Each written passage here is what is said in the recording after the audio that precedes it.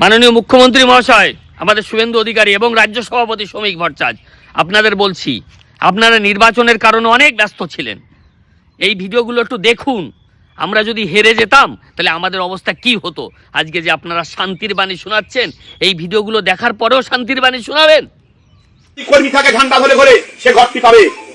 আর যার ঘর ভাঙা ঘর, তৃণমূল করে না, বিজেপি করে বা অন্য দল করে, সে ঘর দেবো না, এই কথা দিয়ে গেলাম আপনাদের। আসবে শুনলেন তো কি বললো? বললো যে যদি তৃণমূল কংগ্রেস করেন তাহলেই ঘর পাবেন, আর বিজেপি করলে ভাঙা ঘর থাকলেও ঘর পাবেন না। শুনলেন তো? একে কি করা উচিত বলুন? নেক্সট দেখুন, আরেকটা দেখুন, ভিডিও দেখুন। যাবে না। যদি ভোট গন্ডগোল হয়েছে তাহলে ভোট দেওয়ার দরকার নাই, বাড়িতে আমি রসগোল্লা ছানা ওরা পাঠিয়ে দেবো।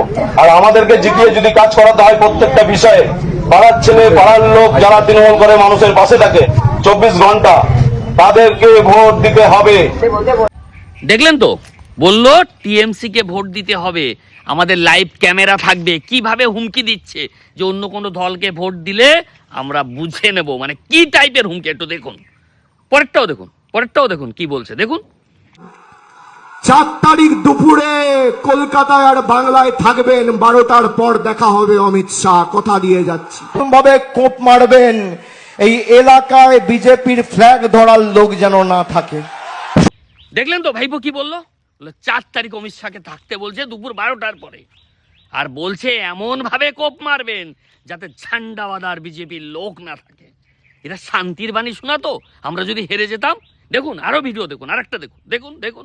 বলছি জ্যান্ত এই মাটিতে খবর দেবো, মাইক ধরে বলে গেলাম। যেদিন মিটিং করবেন তার পরের দিন আপনার ঘর আমি দাঁড়িয়ে থেকে ভেঙে দেবো। দেখলেন তো কি বললো? জ্যান্ত পুঁতে দেবে বিজেপি করলে, দাঁড়িয়ে থেকে ঘর ভেঙে দেবে। আপনারা যদি এর ব্যবস্থা না নেন মাননীয় মুখ্যমন্ত্রী, সনাতনীরা কিন্তু খেপে গেলে কেউ ঠেকাতে পারবেন না। সনাতনী অত সস্তা না, এটা মাথায় রাখবেন।